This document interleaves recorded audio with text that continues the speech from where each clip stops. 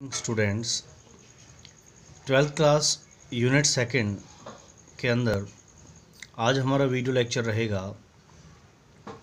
Colligative properties हमने start की थी लास्ट वीडियो लेक्चर के अंदर, लेक्चर नंबर 8 में, और आज इस लेक्चर नंबर 9 के अंदर कॉलिगेटिव प्रॉपर्टीज़ को ही कंटिन्यू करेंगे। सेकंड कॉलिगेटिव प्रॉपर्टी रहेगी आज एलिवेशन इन बॉइलिंग पॉइंट। देखिए, ये सारी प्रॉपर्टीज सॉल्यूशन से रिलेटेड हैं। अगर कहीं पे ये वर्ड आता है लोअरिंग मतलब कम, तो वहाँ पे वो प्रॉपर्टी सॉल्यूशन की कम है। कहीं पे वर्ड आता है एलिवेशन मतलब ज़्यादा, ठीक है, या डिप्रेशन कम, या एलिवेशन ज़्यादा, तो ये सभी वर्ड्स सॉल्यूशन के लिए इंडिकेट करते हैं। एलिवेशन ज़्यादा है तो वो सॉल्यूशन की प्रॉपर्टी है, लोअरिंग कम है तो वो भी सॉल्यूशन का ही कम है, और डिप्रेशन कहीं कमी आ रही है तो वो भी सॉल्यूशन की कमी आ रही है, सॉल्यूशन की उस प्रॉपर्टी की कमी आ रही है। Got it? तो यहाँ पे एलिवेशन है बॉइलिंग पॉइंट में, इसका मतलब है सॉल्यूशन का बॉइलिंग पॉइंट बढ़ गया है। ठीक है, तो बॉइलिंग पॉइंट क्या होता है? ये वो टेम्परेचर पॉइंट होता है जिस पर किसी लिक्विड का वेपर प्रेशर एटमॉस्फेरिक प्रेशर के बराबर हो जाता है। This is that temperature at which the vapour pressure of a liquid becomes equals to atmospheric pressure. तो ज़रा देखिए, ग्राफिकली समझते हैं। यहाँ पे दो कर्व दिखा रखे हैं, ए से बी या सी से डी। तो ये सॉल्वेंट वाला कर्व है, राइट, और ये सॉल्यूशन का कर्व है सी से डी। तो ये है एटमॉस्फेरिक प्रेशर 1.0, एटमॉस्फेरिक प्रेशर वाली लाइन है ये वेपर प्रेशर एटमॉस्फेरिक प्रेशर को शो कर रहा है। यहाँ है एटमॉस्फेरिक प्रेशर, राइट। इसके बराबर आने के लिए जो सॉल्वेंट, जो लिक्विड टेम्परेचर यूज़ कर रहा है वो उसका बॉइलिंग पॉइंट है, और इससे ज़्यादा जो टेम्परेचर यूज़ किया वो सॉल्यूशन ने यूज़ किया है, सी से डी। तो यहाँ पर एटमॉस्फेरिक प्रेशर गेन करने के लिए जो सॉल्वेंट ने टेम्परेचर यूज़ किया वो ये है पॉइंट एक्स पे, TB naught, boiling point of solvent या लिक्विड। लेकिन इससे ज़्यादा यूज़ किया है सॉल्यूशन ने, क्योंकि सॉल्यूशन में सॉल्यूट भी होता है, उसकी वजह से उसको ज़्यादा बॉईल करना पड़ता है। तो पॉइंट वाई तक आने के लिए सॉल्यूशन ने जो टेम्परेचर यूज़ किया है, जो उसका बॉइलिंग पॉइंट बना है, वो टीबी है।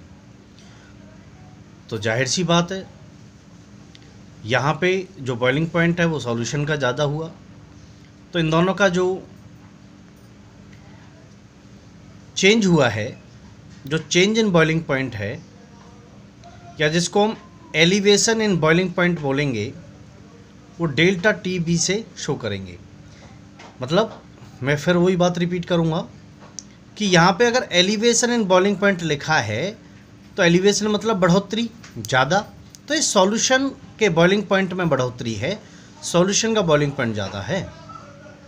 तो यहाँ पर ये जो डेल्टा टी बी है, boiling point elevation, delta T B boiling point elevation. तो यहाँ पे एलिवेशन जो हुआ है वो बॉइलिंग पॉइंट ऑफ सॉल्यूशन में हुआ है। इट मीन्स सॉल्यूशन का बॉइलिंग पॉइंट यहाँ ज़्यादा है, किससे? T B naught, boiling point of pure solvent से। ठीक है, तो देख सकते हैं मैथमेटिकली हम इसको कैसे समझेंगे। जो बॉइलिंग पॉइंट एलिवेशन है delta T B equals to T B minus T B naught, कि जो सॉल्यूशन का बॉइलिंग पॉइंट है वो ज़्यादा है, और ज़्यादा में से कम माइनस हो रहा है। एक्सपेरिमेंटली ये पाया गया है, एक्सपेरिमेंटली इट इज़ फाउंड, ये पाया गया है कि जो बॉइलिंग पॉइंट एलिवेशन है वो डायरेक्टली प्रोपोर्शनल होता है मोलैलिटी के, और इस कांस्टेंट ऑफ प्रोपोर्शनलिटी को अगर हम निकाल दें तो यहाँ पे के भी आ जाएगा।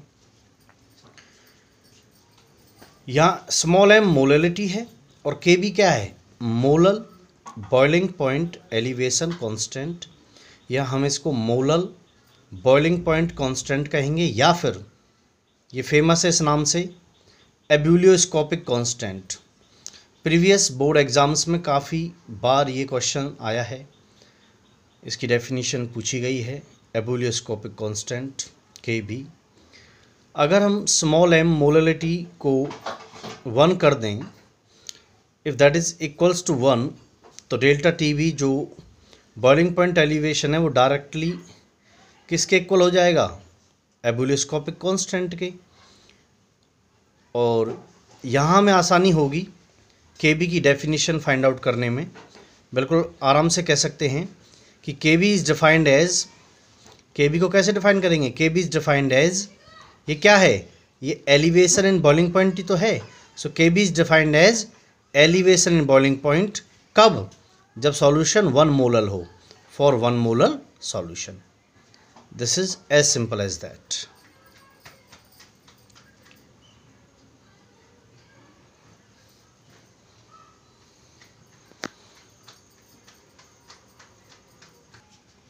स्टूडेंट्स, इसमें नेक्स्ट कॉलिगेटिव प्रॉपर्टी रहेगी डिप्रेशन इन फ्रीजिंग पॉइंट। तो बार बार आपको याद दिलाने की ज़रूरत नहीं है कि इस बार अगर मैंने डिप्रेशन यहाँ पे लिख दिया है, डिप्रेशन मतलब कमी, लोअर, ठीक है, तो वो जो लोअरिंग आएगी, वो जो कमी आएगी फ्रीजिंग पॉइंट में, वो सॉल्यूशन के लिए आएगी। ये सीधा सीधा सॉल्यूशन को इंडिकेट करता है, ये वाला जो वर्ड है। अगर कहीं पे एलिवेशन आता है, बढ़ोतरी होती है, तो वो सॉल्यूशन के लिए है। डिप्रेशन या लोअरिंग आती है तो वो भी सॉल्यूशन के लिए है। अगर अब यहाँ पे डिप्रेशन है, कमी है, तो फ्रीजिंग पॉइंट कम रहेगा किसका, सॉल्यूशन का। तो ग्राफिकली इसको भी अच्छे से समझेंगे। ज़रा देखिए, यहाँ पे TF लिखा है, it means freezing point of solution है, जो कि कम है, देख सकते हैं। और यहाँ पे TF नॉट लिखा है, तो ये freezing point of pure solvent है, जो कि ज़्यादा है। दैट्स इट, इतना समझे काफ़ी है।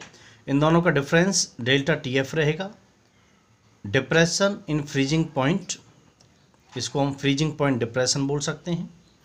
और बिल्कुल जैसे हमने लास्ट किया है, लास्ट कॉलिगेटिव प्रॉपर्टी की है, बिल्कुल वैसे ही इसको भी कर सकते हैं, बहुत ही आसान है। जरा देखिए, डेल्टा TF किसके इक्वल होगा, TF नॉट, मतलब सॉल्वेंट का यहाँ पे फ्रीजिंग पॉइंट ज़्यादा है, minus TF freezing point of solution. यहाँ देखिए, अगर पीछे आपने देखा कि अगर बॉइलिंग पॉइंट सॉल्यूशन का ज़्यादा था तो बेसिकली उसका फ्रीजिंग पॉइंट कम ही होगा, क्योंकि फ्रीजिंग पॉइंट और बॉइलिंग पॉइंट दोनों एक दूसरे के ऑपोजिट होते हैं। यहाँ पर भी जो फ्रीजिंग पॉइंट डिप्रेशन है वो डायरेक्टली प्रोपोर्शनल है मोललिटी के। और फिर से कांस्टेंट और प्रोपोर्शनलिटी के साइन को निकालते हैं, सो उसकी जगह KF आ जाता है।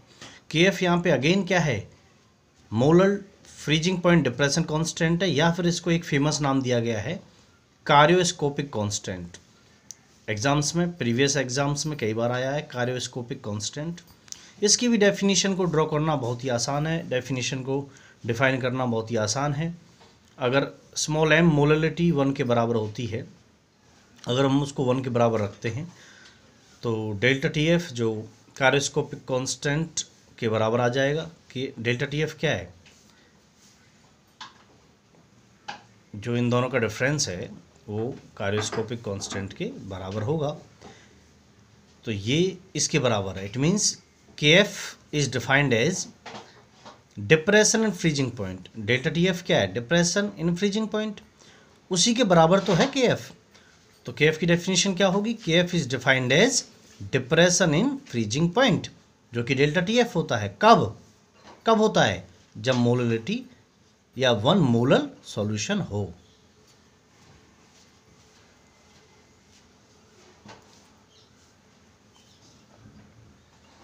फिर से समझिए, KF इज डिफाइंड एज, जो कि किसके बराबर है, डिप्रेशन इन फ्रीजिंग पॉइंट के। तो कह सकते हैं KF is defined as depression and freezing point. कब? For 1 molar solution. यहाँ पे यूनिट जो है KF की वो केल्विन किलोग्राम पर मोल है। कई बार यूनिट भी पूछी जाती है, प्रीवियस एग्जाम्स में आप देख सकते हैं कई बार यूनिट को भी पूछा गया है।